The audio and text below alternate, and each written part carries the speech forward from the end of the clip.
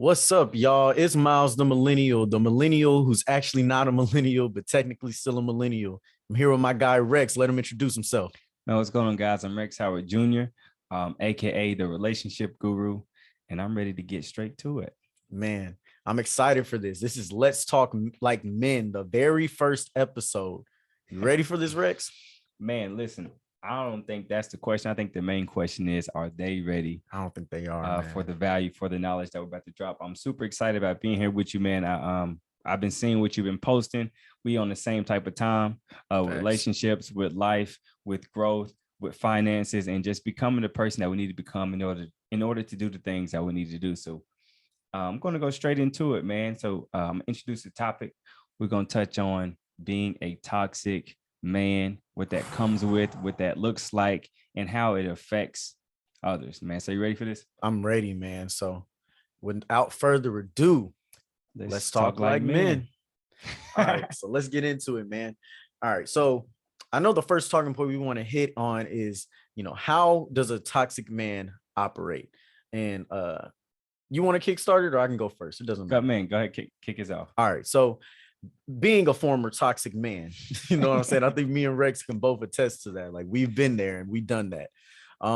Primarily in college, for me being a toxic man, and I knew I was, quite frankly, but I always operated with what was my end goal, what was my, purpose for speaking to this person as my motivation for my actions, no matter what. So, when I was dealing with girls, if I knew that I wanted to have sex with them, if I knew that was my end goal, I was going to get to that end goal, no matter how I had to present myself to do that. You know what I'm saying? And it's really, it's a dangerous game to play, because even if I knew, I could sit there and tell her, I'm an honest guy, I'm this, I'm that, knowing, damn good and well, my intentions for her are not pure. My intentions for her are not to really care about what she's telling me about her day, but I know that I got to play it that way in order for her to open up to me. Right.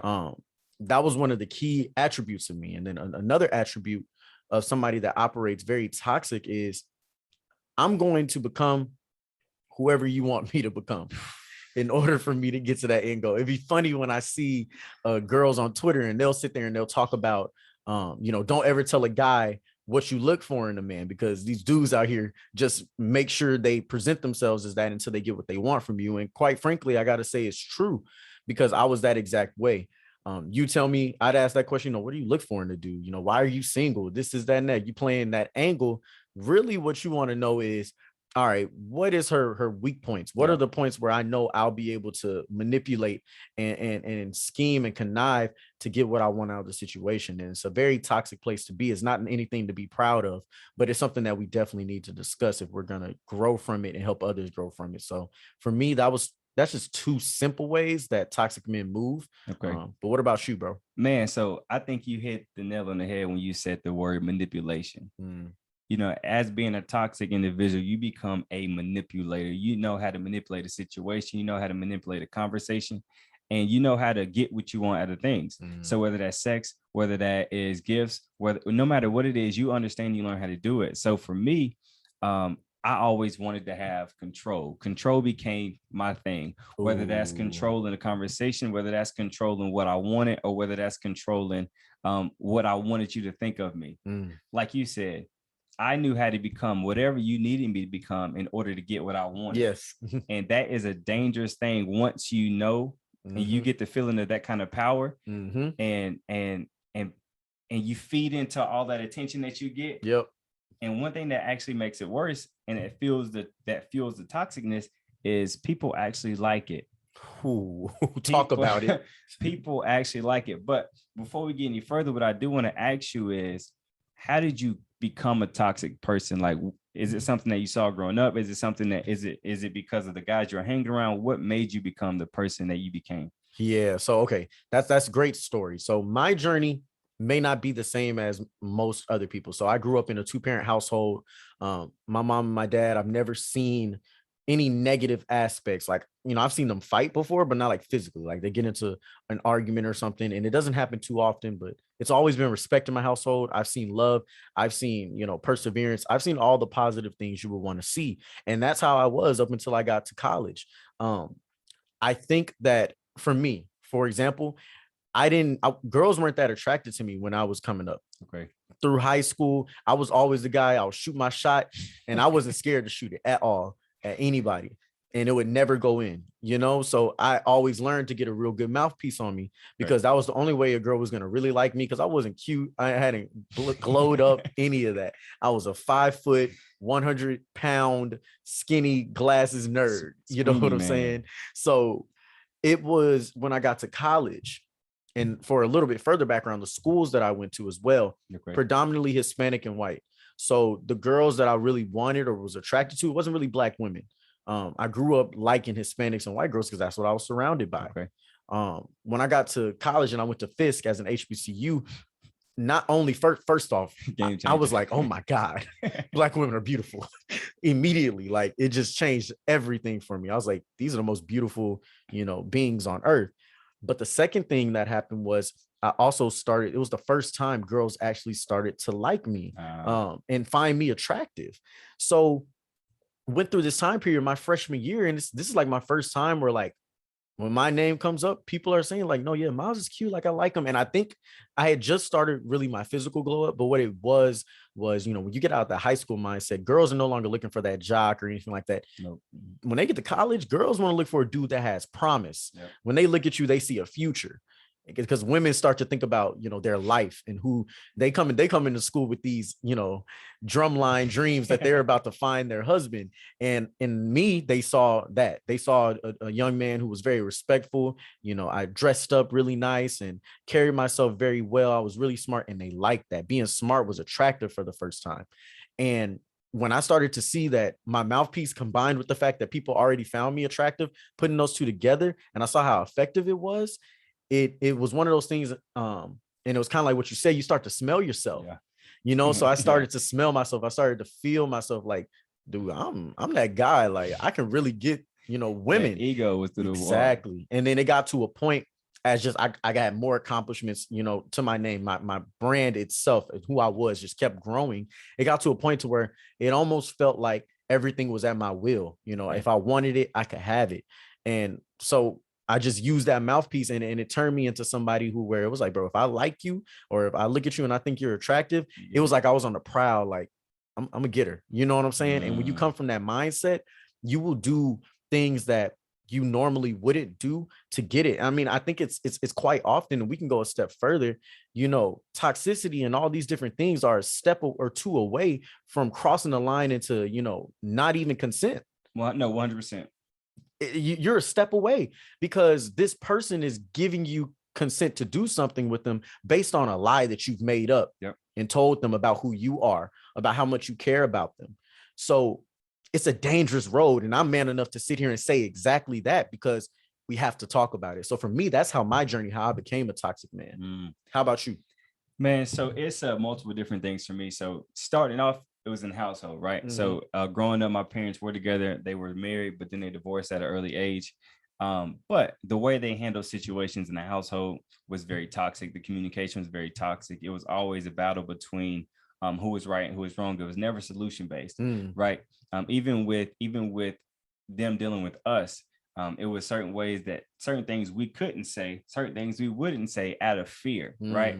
Of disappointment, out of fear of an argument, out of fear of, or probably getting a whooping, right? Yeah. So it became a fear. So that's one of the things. Also within my community, all the guys talked about, all my guys that I hung around talked about being with multiple women. Yeah. Who you gonna be on this weekend? When we go to this party, how many numbers you gonna get? So within my household, I'm getting fed toxicness. Within my community, I'm getting fed toxicness. And then within my friend group, it's all the same. Yeah. So once you have every area of your life talking about toxicity, you become a toxic person. Yeah. The thing is, I didn't become a toxic individual until around 2018, 2019, because throughout my life, I've been in and out of relationships. I've always been the faithful guy. I've always been the person that was pouring into my relationship. I've always been the person that was going to post. Like if I had a girlfriend, you was gonna know about it. Yeah. You was gonna feel me. Yeah. And there was no approaching me on those situations. Even though I'm a nice guy, there was no testing my loyalty, because that's just not what I was about. Yeah. But with that being the case, me being in and out of relationships, with my long relationship being 4 years, once I got that taste of freedom, I crossed Kappa, right? You know, that's going to give you attention. Within Kappa, I became known by my shimmy. Yeah, so that boy Rex was the smoothest. He came in, I think he came in a semester before me. We was watching all his videos before we came through. So that's extra attention. I created a brand on campus, not only a brand, but a fitness brand. And so I had people coming out. Then I had a clothing line. So like you said, attention feeds that ego. Once that ego is fed, you feel like you on top of the world. Like, can't nobody tell you nothing. So it became a time when I had a question asked me by my frat brothers, and they asked me like, Rex, would you ever, you know what I'm saying, like be a hoe? Like, would you ever cheat doing all this stuff? And I'm like, nah. Well, I've seen people in my family do it. I've seen how the dysfunction that's been had in my community. So I don't want that for myself. But the minute I became single and I stepped my foot in that water, right, I got a taste of it. I got a taste of it. And that feeling of being able to do what I want, talk to who I want, mess with who I want, and just being who I was. Like you said, people saw that promise. People saw something, the value in who I was as a person. But at the end of the day, once I became single, me knowing I needed to heal, me knowing I didn't need to be in a relationship, my excuse was, listen, I'm not looking for a girlfriend. I'm not looking for nothing serious. I'm not looking for a girlfriend, but I like having a girlfriend. So I'm going to treat you like my girlfriend. Ooh. I'm going to make you feel like you my girlfriend. I'm going to give you the attention like you my girlfriend. We're going to text. We're going to talk. We're going to call. We're going to FaceTime. I'm going to let you know I miss you. We're going to go out to eat. We're going to do certain things. And you're going to gain all of these feelings. But because I knew what I wanted in the beginning, I knew that my feelings had a certain boundary. Exactly. So that right there is my toxic. That's how my toxicness has started. And it continued to fuel itself when you see toxicness being pushed at you. When you see toxicness being pushed at you, when you seeing everybody like making toxicness feel like it's the best thing in the world. Right. And like I said before, people start liking toxic. You have conversations with people and they're like, you know what, this is toxic, but I can't stop it. I can't stop it. So, man, that's kind of what my story has been. Bro, you just said something, man, about like, because I know my intentions, and this is where it starts. This is where you start getting very toxic. Is when you get to a point where you knew from the beginning what you wanted out of this situation. And you may have communicated just because and I'm gonna say this because I was one of these guys. Just because you tell a girl what you want, don't mean you ain't toxic. Right. Because you could tell a girl what you want, I just want sex out of this situation. You could be upfront with her. But when you start giving her relationship type time, relationship type energy, relationship type commitment, and then expect her to just somehow only be stuck and good with the sex, bro, you are setting that girl up for failure. And you're playing her, and you're playing her. And what I found was I like to think I was right and honest and a good and moral person because I told him the truth. Just because you told him the truth don't make you innocent. It don't make you an honest person. It doesn't make you a good person. And a lot of times people think that their honesty makes them good. Your actions make you good. Your actions make you a proper person. And when you're being a toxic man in a situation with a girl, just because you told her or you didn't told her what your intentions were, it doesn't make you any less or worse. And we'll say all the time, well, I told her what was up, so she kept messing with me. She put herself in that position. Nah, bro, you put her in a compromised state. The second you told her, I want this, but you started acting like you wanted something totally different. 100%. Sitting there talking about, I just want to, have sex, just let this be a sex thing. You start DoorDash and she riding in the car with you everywhere you go. You know what I'm saying? She the one you cuddling, laying up with at night.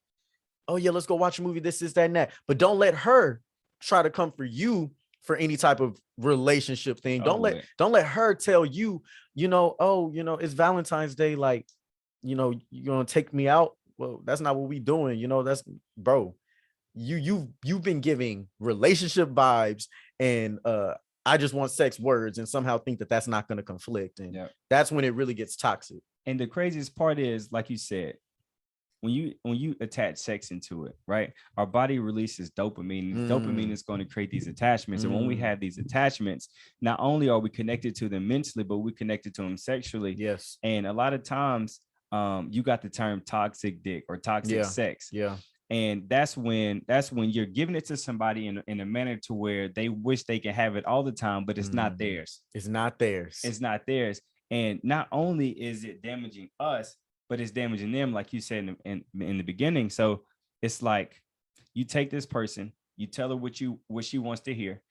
Whatever you got to say to get what you want, and not even thinking about what it's doing her mentally, not even thinking about what it's doing her emotionally, not even thinking about, you know what I'm saying, how it's changing who she is and how she sees men. So now, once she's getting to dealing with you, and you at the end of the day, you let her know, listen, I told you what this was. Yeah. I told you what I wanted. And I'm just not on that relationship type tip. So now she's going to take that same energy and she's going to hate men. Yep. She's going to use that term. Projected. She's going to use that term, men ain't shit. Yep. Right. And that's just how she's going to feel. So now, knowing that she could have been a great girl, a good girl, a good wife. Yep. But now you turned her into a toxic woman. Yep. So what you just did to her, she's going to make sure that she does it to the next person before they do it to them. Exactly. Now you create a toxic cycle. It's a circle. You messing up. And I say this, I said this to myself before. And when I realized it for myself, I said it to a lot of my friends and the people I run with, like, leave that girl alone, because all you doing is messing her up for the dude out there that wants her and wants to treat her right. Yep. You out here putting her through thick and thin, hell and high waters, you know what I'm saying, just for you not even to commit and knowing you're never going to commit to her. Go let that girl be free and go mess around with somebody who on the same type of time as you and really mean it. And y'all ain't got to do nothing like that. Don't sit here and keep people's feelings held hostage because you want to be in, like you said, in control. Yep. You want to be the one that is maneuvering the situation, getting everything out of it, and she ain't getting nothing. I promise you, your dick ain't worth that, bro. I promise you, 100%. It ain't worth it, because you're doing this to her. You getting everything you want out of it. And just because she's sitting there and she brag about how good the sex is, bro, when she leave you, she uncertain. Yep. When she walk around and she got to question how she feels every single day, bro, you are literally tearing her down bit by bit. And so many times us as men, because we already went into it broken, hurt people. 100%. So if you don't fix yourself, man, if you don't get that in order, you're just going to keep hurting more women who are then going to hurt more men. And then we sit here and we wonder why we're in a situation now where it feels like it's just a battle of the sexes. Like everybody's at war with each other. There's no community thought that says, hey, let's accept each other. Let's love each other. It's always, well, dudes do this and girls do this and this is that and that. Like, what are we in kindergarten? We got to grow up. We ain't supposed to be at odds with each other. We're supposed to be together. Man, so like you said, that right there was a lot of value that you just added to the whole topic. And one thing that you hear people say, or women say when they're dealing with toxic men, is when they're talking to the girls, so I got a man, he not my man, but he my man. Mm-hmm. Right? There's that level of uncertainty. Yep. But just to shift gears, not only is you being toxic affecting the people that you're dealing with, it's going to affect you. Yeah. And I'm gonna let you know, like during my toxic phase, outside looking in, it looked like things were great. Yep. You know, I'm on top of the world. But on the reality was I was going through my darkest times of my life. Right.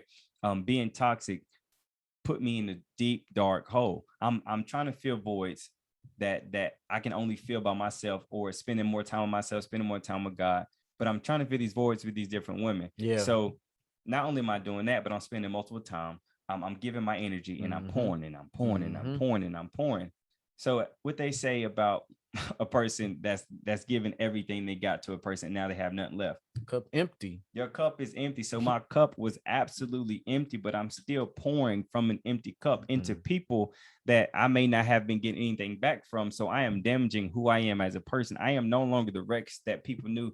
I am now Rex, the damaged, the toxic, the person that needs help, the person that needs to just spend more time with myself, the person that just needs to calm down and really realize and figure out what I wanted and what was it going to take for me to get there. So with that being the case, I want to shift gears a little bit.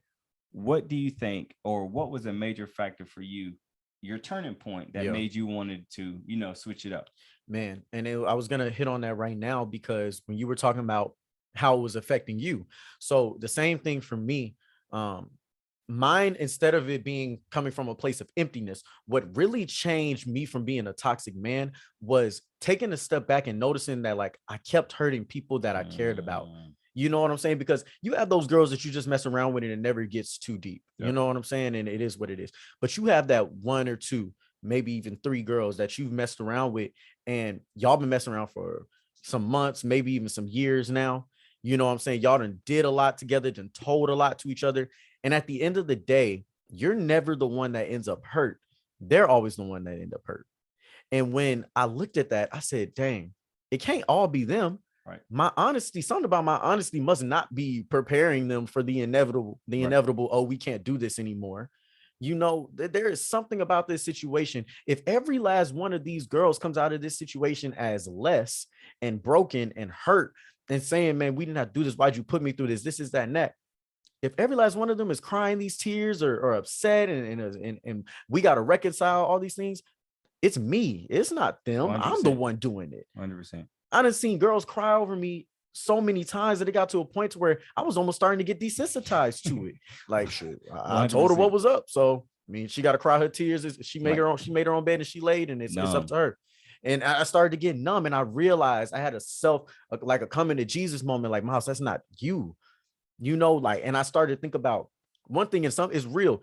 A lot of us as dudes, we don't ever change until we see how it affects us in some type of way. 100%. So I thought about it from a perspective of karma, like not even for a daughter, not even none of that. I thought about it from my own personal karma. If you're out here doing all these people dirty because they really look at you as somebody that they believe in, somebody that they can trust, what happens when you try to be in a relationship with somebody and they want to trust you and they want to believe in you and you're trying to do better and all that stuff? What happens then? What if they do it to you? What if they're the one that now, you know, plays with your feelings? The second, because, you know, we all know it's going to be one day where we're like, oh, I'm tired of the field. I'm tired of playing the game. I just want to find me one. Well, what happens the second you open up your heart to this one girl and she played you like you was playing all the rest of these girls? Man, you couldn't take it. You wouldn't be able to take it. You cry, drop down to your knees and wouldn't be able to eat if somebody did you how you did all these other women. And so it was at that point that I said, bro, I don't want this no more. And really what cut the line in the sand was with my girlfriend, like who I'm with now. Okay. That's really what changed it for me. Was me and her, I came to a point to where it was the cycle all over again. I'm like, you know, we can't do this no more. Like, we're in too deep, too many feelings involved. This is that and that. And it was crazy because the look on her face and the pain that she felt, it was the first time I felt it. And what it made me realize is, like, all this time that I've been doing this, I've been sharing emotions with these people. I just ain't never been impacted enough or open enough to feel it, you know? And it got to a point where I was like, dang, I went to Miami. I was going to spring break that weekend. And the whole goal of that weekend was to have fun, get with as many girls as possible, all that. I couldn't even do it. I was blanking on all my shots. Couldn't talk to nobody. I went in my zone and I realized, bro, you like this girl. Your feelings are real. And playing this game that you've been playing, it don't work. And it was time to give it up. Man. I think that's awesome, bro. And I'm glad you made that shift, because as a man, one thing I had to do and one thing I had to realize was, and ask myself, are you the type of man that's prepared to be a husband? Are you the type of man that's prepared to raise a daughter? Yeah. Are you the type of man that's prepared to raise a son? And it's like, I had to say, no, I wasn't. If my daughter watched me live the life I was living, she would hate me. And if my son watched me live the way that I was living, he would think it was cool. Yeah. Dad got the girls, dad doing this, dad doing that. But then again, how would my wife feel? Or would I ever find a wife? Right. And then, like you said before, once you realize how you make other people feel that you've created a relationship with, that you created a bond with, because no matter how toxic you get, unless you are dealing with straight booty calls, if you're spending time with multiple people, like quality time, you start to get a piece of them, they get a piece of you. So you actually have feelings. But like you said before, there was times where I became numb to feelings. I didn't care about, well, I cared, but I didn't show that. I knew how to show how much I cared, but not too much. Keep my guard up. Right. And like that right there was just breaking me down. So once I asked myself, all right, Rex, what do you want? Is this the type of person that you got to be, or can you be in order to do these things that you want to do? And I had to say no. And I had to come into Jesus moment, man.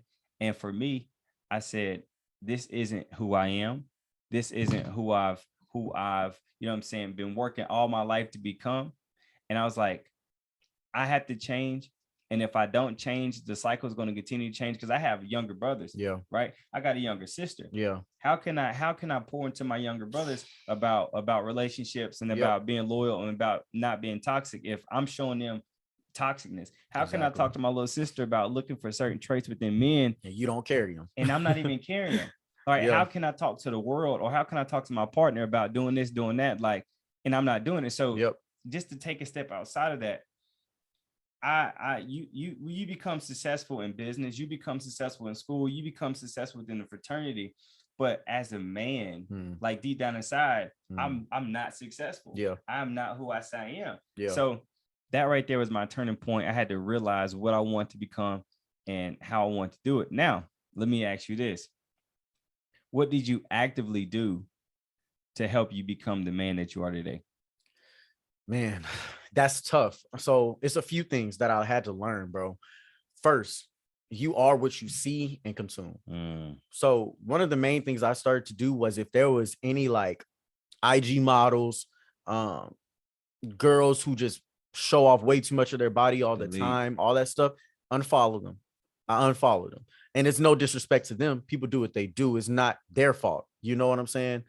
But the bottom line to it was I was consuming this. So every single day I'm surrounded by sex images, immoral images that aren't in line with my purpose. Now, when I was out here thotting around, that's fine for me looking at it. It's aligned with what I'm doing. But I said I didn't want to do it no more. And so long as I kept those images in front of me, the more they had power over me. So I deleted all that stuff immediately. Second thing I had to do was learn. First, I had to realize that a lot of the acts and a lot of the things I wanted out of sex, the way I even defined sexual attraction was defined by porn. Oh, so many, and it's crucial in our society today because you start watching porn 5th, 6th, 7th, 8th grade, like very early on, and you don't tell nobody. Your pop's not there to really instruct you, like, yo, that's not really how sex works. You know what I'm saying? And so when you start having sex, everybody thinks that the best sex is the most hardcore.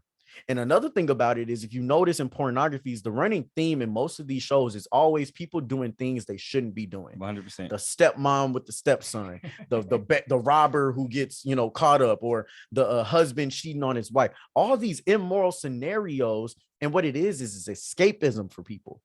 People that are in their relationships, they really not even in love. So they love getting that stuff. The stepmom who's not fulfilled by her husband, or the dude who's out here doing stupid stuff. People all want to envision these things, having sex with their teacher. I saw all this stuff and how it played into my own thoughts with like, ooh, the sneakier this is, the better. You know what I'm saying? Sneaky I had I had a craving for things that were almost dangerous, if you will, teetering that line. And so what I realized is, so long as I'm watching this stuff, so long as I'm consuming this stuff, I'm going to do this stuff. And so I had to cut back on masturbation. I had to cut back on pornography. Like, no, I don't want to do this. I had to cut off all of that images I was seeing on my social media. And then the third thing I did was I really started to surround myself and talk to people who I had seen make their relationships work. Because there's plenty of people, you know, OGs in my fraternity who don't make their relationships work, but there's plenty of people in my fraternity who have.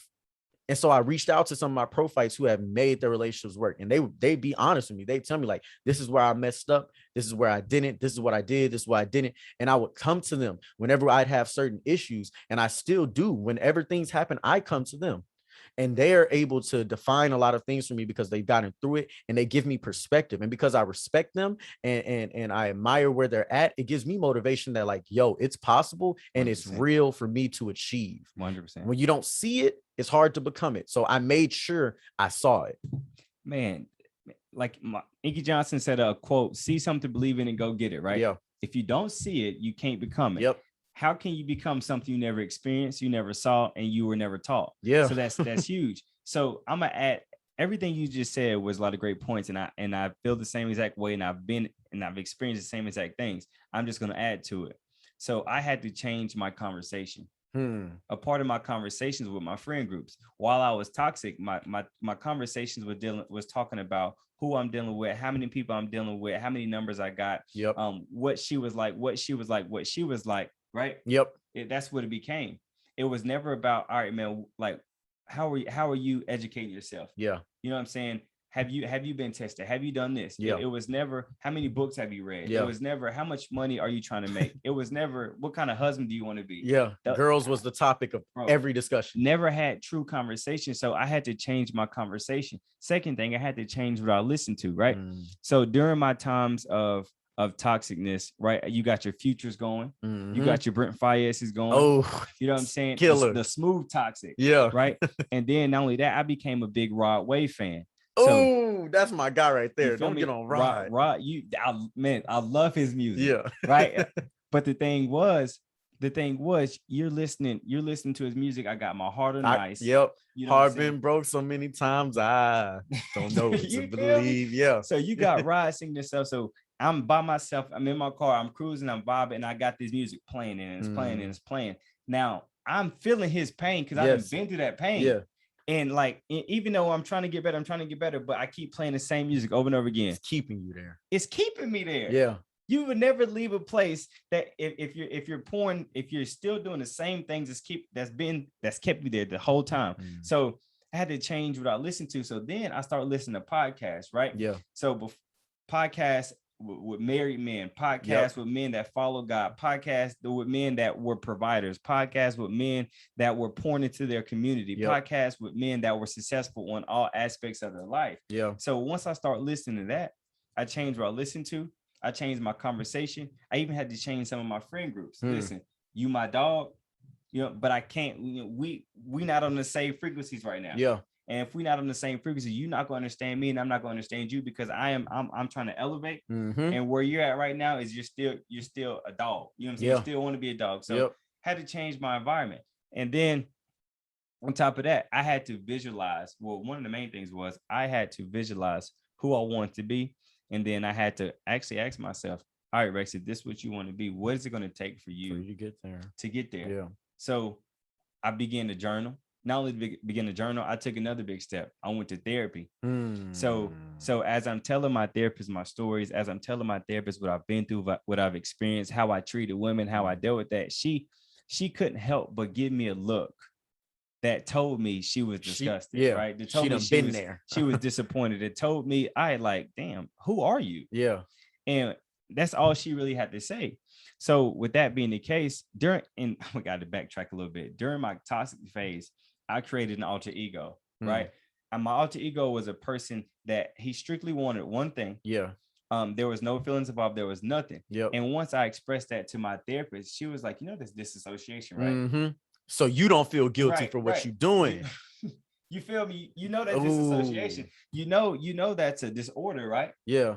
And when she got to talking about it, I no longer glorified who that person was. Yeah. We all got that alter ego. He gotta go. Yeah. He gotta go. So with that being the case, I had to realize where I wanted to go, who I wanted to be, the things that I wanted in life. And I had to realize, or I had to write down what it was going to take for me to get there. And on a day-to-day basis, I had to work towards that. And then one of the last things was, outside of having conversations with God, right? Growing close to him, one thing I had to do was the women or the woman that I entertained, it had to be a woman of God. It had to be a woman with values. It had to be a woman with morals. It had to be a woman that knew what she wanted and wasn't going to tolerate no BS. So for instance, the lady I'm dealing with now, she was one of the first women that set boundaries. Nobody set boundaries with me. Nobody told me when I could pull up and when I couldn't pull up. Nobody made me do that. So she was the first woman to actually set boundaries. And for me being in control, me being dominant, me being who I was, you telling me no, I can't, I can't text you at a certain time. I can't. And that right there was different for me. You taking my power away, you taking my control away. For real. So when I tell you that happened and I had to realize, you know what, this is just a part of going to the next level. Yeah. You can no longer do what you want. You can no longer just say what you want. If you want to get to a certain point, if you want to deal with a certain woman, then this is the certain things that come with it. So that's kind of what that was for me, man. I love that, man. I love that. And I think to wrap this up, okay, I want you to maybe give people these dudes that's listening, 2 or 3 men that they can listen to that have that married life that can help them. For me, my 2 people that I came up with were Tony Gaskins and Prince Donnell. Those are 2 that I really lean on. Okay, so I'm going to recommend the fellas that's listening to go ahead and check out Eric Thomas's Secret to Success podcast, right? You have 4 married men, 4 successful men that talk about life, that talk about love, that talk about business, that talk about doing and serving their wives. Yeah. That's present with their kids. I love that. No child support needed because they're in a home. No, nothing needed. You know, they got everything in place to make sure that if they are no longer here, their family and their kids are taken care of, and they're building wealth. And then everything that they do, their wives are a part of. Real. So you got Eric Thomas on there, you got CJ, you got Jamal, and then there's one other cat that's on there that's very powerful as well. And I'm shooting a blank right now, but that's Secret to Success podcast. Okay. You can find on Apple Music. So that's what I would say. Okay, I love that, man. I want to just finish this off in a quote that I think is going to wrap us both up with something that we both believe in, with what we're saying. And it kind of hints at what Rex was just saying. So I'm going to leave the fellas listening with this. The person you were in the past, okay, will not be the person that gets you where you want to go in the future. Okay, so all the things you did in the past that you know weren't you or who you may be right now, and you're about to make that transition, you got to let that person go. You got to let those tendencies go, those actions, your responses, your demeanor, all of it. You got to let that go and start building the person that's going to get you to that goal you want for your future, because that person in the past, they're not going to do that. They're holding you down. You got to let them go. And also, you know what? I can't let you be the only one that leave the quote. Go ahead.